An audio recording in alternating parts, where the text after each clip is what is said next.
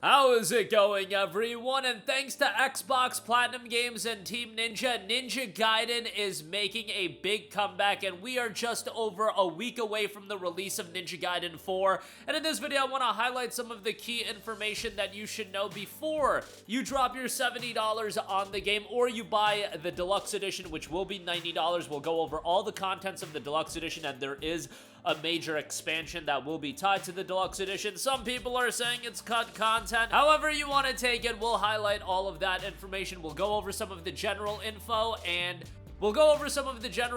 as well, and I'd be remiss if I didn't mention that yes, the game will be available on Xbox Game Pass day one. I know there's a lot of controversy with Game Pass these days with the massive price increase on Game Pass Ultimate. Game Pass PC is going up to price $16.50 a month as well, but if you do want to play the game via Game Pass, given that it's not like this is gonna be a lengthy 50-hour long RPG or something like that, some people might be reserved on whether or not they want to drop $70 on it, so I thought I would mention that it is coming to Game Pass. Obviously will be available on PlayStation 5 as well, even though it's an Xbox published game. They're bringing it to PS5, which is great. I think it's going to do very well on PS5. So, Ninja Gaiden is now back with Ninja Gaiden 4. The definitive ninja action adventure franchise returns with Ninja Gaiden 4. Embark on a cutting-edge adventure where legacy meets innovation in a high-octane blend of style and no-holds-barred combat. And while Ninja Gaiden in the past has been centered around one Ryu Hayabusa, Ryu Hayabusa will very much be involved in Ninja Gaiden 4 as well. There is a brand new character that's taking center stage in the form of Yakamo. Yakamo, as the developers noted, they wanted to create a character that contrasts with Ryu Hayabusa, not only in terms of the appearance of Yakamo, but also the action gameplay and just his overall setting. And Ryu Hayabusa is noted to be the apex of what it means to be a ninja in these past games, and it was noted that Hayabusa's really conquered all of the foes that have come up against him, whereas Yakamo is a little bit different, and Yakamo is really a ninja that's starting to climb the ranks and making his name well known. He's a developing character. He's developing as a character throughout Ninja Gaiden 4, and that's going to offer a little bit of a different vibe as opposed to Hayabusa. And while the previous Ninja Gaiden games has really revolved around that clan, this game, the Raven clan, will be spotlighted with Yakamo at the helm of that. And the development of Yakamo was noted to be reflected in the intro where the cityscape of Tokyo comes into view and showing the player that this is the Tokyo that he will have to conquer, and he'll have to climb to the apex of Tokyo in order to accomplish his goal. And again, that's all to reflect that aspect that's in contrast with Ryu Hayabusa, who's been established, who is this ninja that's very much been through the ringer, and Yakamo is still making a name for himself within those kind of cinematic elements. And as far as Yakamo as a character goes, they constantly go back to the idea of creating a contrast to Ryu Hayabusa, really creating something new. We haven't seen a Ninja Gaiden game in a long time, and while Ryu is gonna be involved in the game at the same time, it is about focusing on Yakamo as well. And with Yakamo, they wanted to create a character that really inherits that quintessential Ninja Gaiden feel as well, but at the same time has his own systems and his own mechanics to evolve the Ninja Gaiden formula. And in terms of his background, Ryu Hayabusa is a part of the Hayabusa clan, whereas Yakamo is a part of the Raven clan. So the Raven clan is a separate clan from the Hayabusa clan that operates in the shadows of the Hayabusa clan. And Yakamo contrasts with Ryu. Although he is a masterful ninja, he has a mastery over his techniques. And he is on this ascent towards a master ninja status, and he uses different abilities and the abilities that are represented in the Blood Raven form, creating an onslaught of different abilities and different offerings for Yakamo as a character as well. You know, whenever you do shift away from such an iconic character like Ryu, you would think there would be this pushback, but I haven't really noticed that whatsoever with Yakamo. I think with Ninja Gaiden 4, first of all, we haven't seen a Ninja Gaiden game in so long, so somebody new coming into take center stage, I think is fine. And at the same time, Ryu is in this game, and he's going to be a big part of the game, but Yakamo has such a great character design, and it offers something different that I think people are gravitating towards Yakamo as something new as well.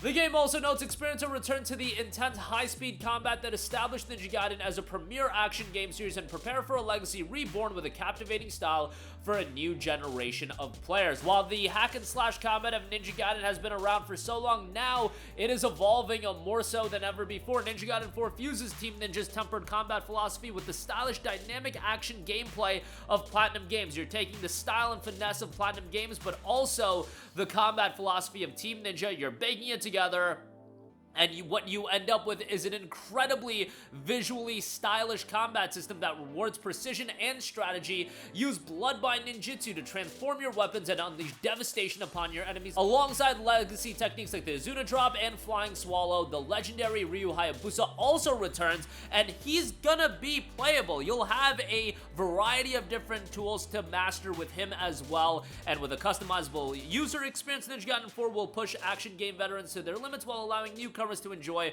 a heart-pounding adventure full of twists and turns. And obviously, that is one of the key elements of this game. This game is being designed to be accessible to a new audience of players. Ninja Gaiden can be pretty difficult, but you have a variety of different difficulty options for you to jump into. Normal mode is gonna be where I think most people gravitate towards the true path of a ninja. You've got hard mode adversity awaits, and there is also a hero mode. Hero mode's gonna be the easiest mode, and it's gonna make the game very simple where people, if you just wanna feel like a badass and go through the story, hero mode is there. But normal is probably the route most of you guys wanna go. But those three modes, hero, normal, and hard, you can change those modes at any time while playing the game. So if you decide normal is too easy, you can go to hard mode. If you decide normal is too difficult, you can go down to hero mode, and so on and so forth. However, outside of those three modes, there will be one final mode that will be the most difficult challenge. That is the Master Ninja mode. No mercy, no switching, get good is what is noted about that. And with Master Ninja mode,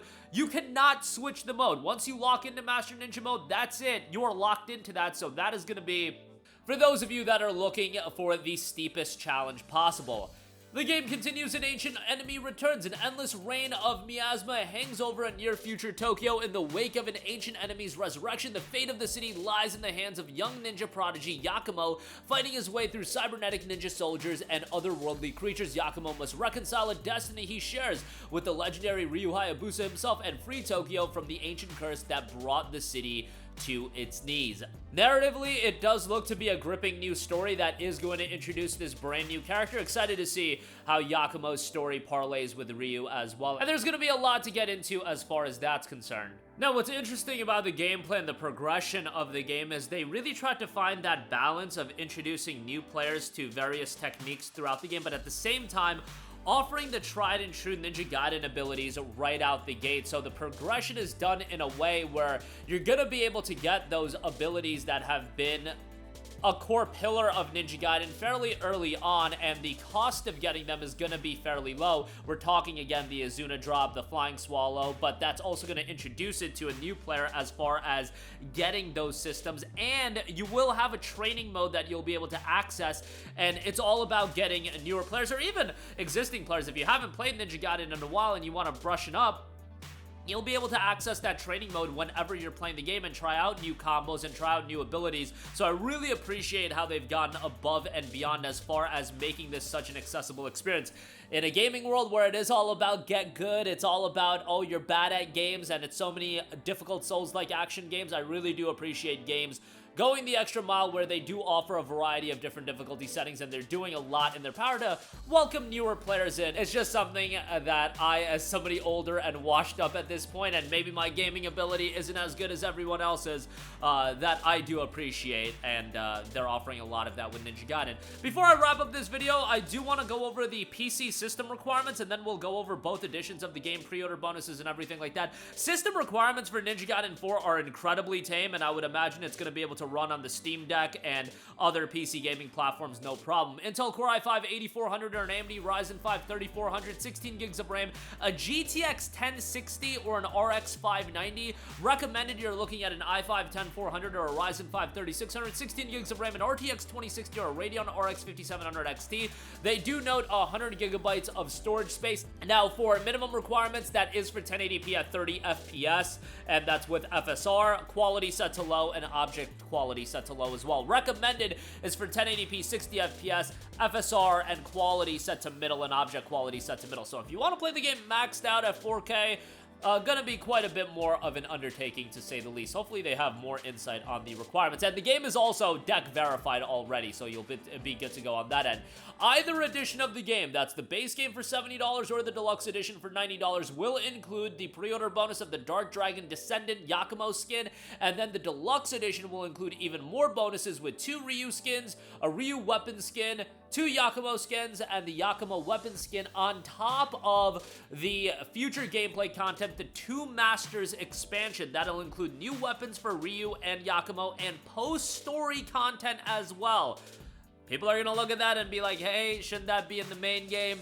Not gonna get into that debate right now, but that will be included in the deluxe edition. On top of that, you'll get the Divine Chimera and Raven Master Yakamo skins, Divine Chimera Yakamo weapon set, 50,000 bonus Ninja coin as well, and additional in-game items such as Life Elixirs, Incense of Rebirth, the Iron Brew, and more will be included as far as that's concerned for $90. And the base game will be available day 1 on Xbox Game Pass, as that is releasing on October 21st, but it should be noted on Steam, it is listed for October the 20th, so it's probably going to be one of those games that has a global release in Japan, and the Steam version will be unlocking a little bit earlier, so keep that in mind as well. That's going to do it for me. Let me know your thoughts on Ninja Gaiden 4, your expectation level and anticipation level for the latest in the Ninja Gaiden franchise, as we are just over a week away from the release of that. That'll do it for me. Sound off down below. Thank you for watching, and goodbye.